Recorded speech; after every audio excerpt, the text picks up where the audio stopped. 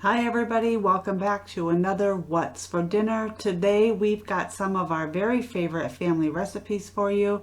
Stay tuned, I'll show you how to make each one.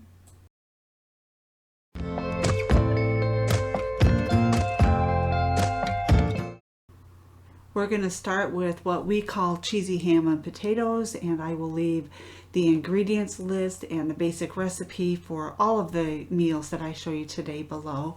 But first, what you want to do is just rough cut some potatoes, and in a casserole dish that's liberally sprayed with cooking spray, you want to layer potatoes, ham, and cheese. And you can use, if you have leftover ham, honey ham or something like that is super good.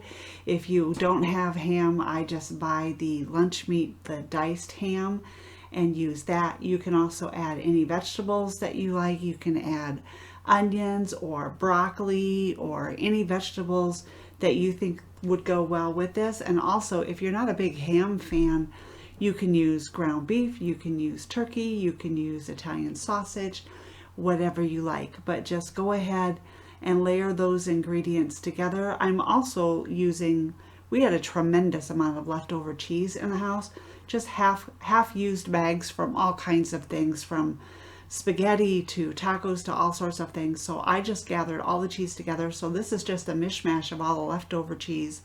And I'm just going to layer those ingredients, and I'm going to continue layering those ingredients until the casserole dish is full.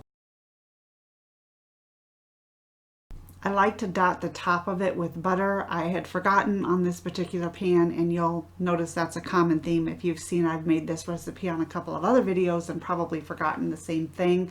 So the butter's along the edge of the pan, but that's fine. I like it all over the potatoes. It just adds flavor, but I'd forgotten, and so I added the butter around the edges, and now I'm just covering the top of the pan with cheese. Once I have it full, I'm going to put it on a cake pan, and I'm going to fill the casserole dish about a quarter of the way full of milk so it's nice and creamy, and then I'm going to bake it in the oven. Now I got distracted, and the cheese got a little bit browner on top than I would like, but if you think that stopped us from eating every single bite of this, you're wrong. It still was delicious. And this is a huge family favorite. Every time I make this, I have kids in the house.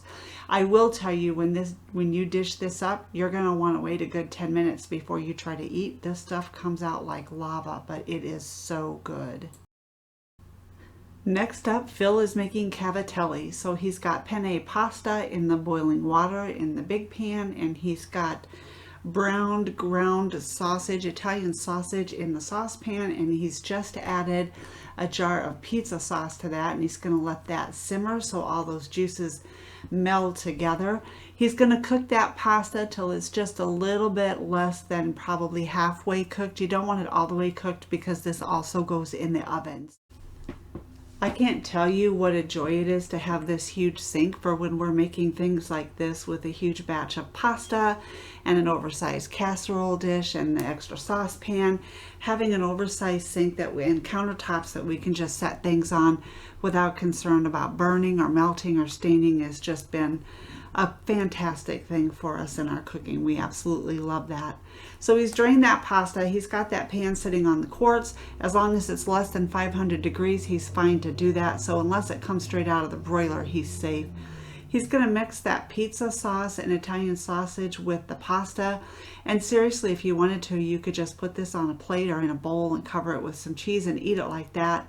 It would be more of a goulash dish than an actual cavatelli, so he's not going to do that. He's going to mix it up a little bit and then put it in a casserole dish that has been very well sprayed with cooking spray, because this stuff will stick, trust me. He'll smooth that out, and he's going to cover it with mozzarella cheese, and then that goes in the oven at 350 degrees until that cheese is nice and brown and bubbly. He's going to pull that out of the oven, and again, because of the countertops, because they're stone, he can set it directly on the countertop without any worry of damage. And we're going to get plates and dish this up. We are having cavatelli and garlic toast. I should have probably stopped the camera and cleaned this up, but I wanted to show you guys this is what real life is like. Sometimes dishes don't come out of the pan looking picture perfect, and that's okay because they still taste amazing even if they're not ready to be on a magazine cover page. But I didn't care. Honestly, I was so hungry. I didn't care about the mess. I just scraped it all back onto the plate and I grabbed my toast, and now it's time to eat. It's been a crazy, hectic week, and we haven't always had time to sit down and make a full meal. So tonight I'm just going to fry up a couple of brats on a small skillet, and I'm just going to use some butter to do that. So I'm melting some butter on the stove top, and then I'm going to fry up a couple of brats, and we're going to have that with watermelon for a quick, easy, just a fun and simple, very tasty summer dinner. I'm just going to let these brats heat all the way through and get nice and crusty brown on the outside. I'm just going to rotate them periodically so they don't burn, and each side gets a nice buttery crust on the outside of it. Oh my goodness, doesn't that look good, you guys? Look at how golden brown those are on the outside. Not quite as good as you have grilled it on the grill, but it's really good for being done inside the house. And you know how I am. I want my spicy mustard. It's a must-have staple in my house, and obviously I'm running out, but I need to get some more because this never, ever, ever is off my plate, especially in the summertime when we have brats or burgers or hot dogs or anything like that. I want my spicy mustard and my ketchup and the dill relish. It goes so, so well with brats, and particularly when you have it with something sweet like watermelon as a side, it's perfect. Again, this is just one of those super simple, super quick, easy, delicious summertime meals.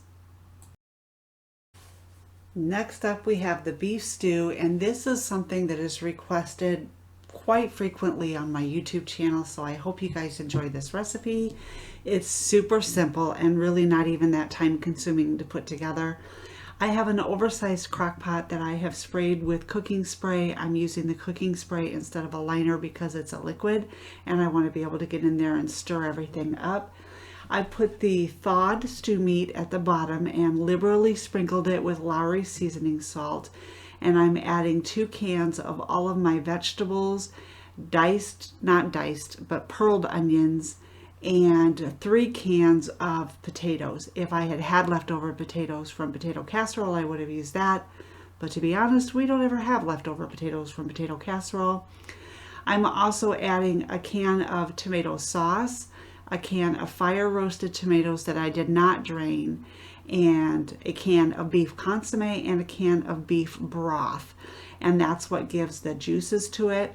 I also only drained about half of 1 can of the of the pearl onions because I like the flavor of the juice of that, and I think it enhances the stew quite nicely. So I just put everything in this crock pot, give it a good stir, and then I'm going to sprinkle the top with Italian seasoning, put the lid on, and cook it on low all day long.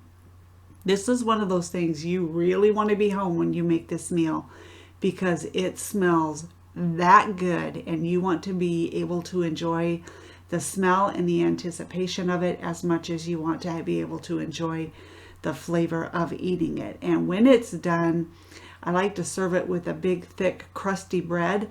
I didn't have any this particular day, so I just used regular bread and butter, and that is so, so good for when you want to sop up all of those amazing, rich juices. So that's what's for dinner tonight, my famous beef stew.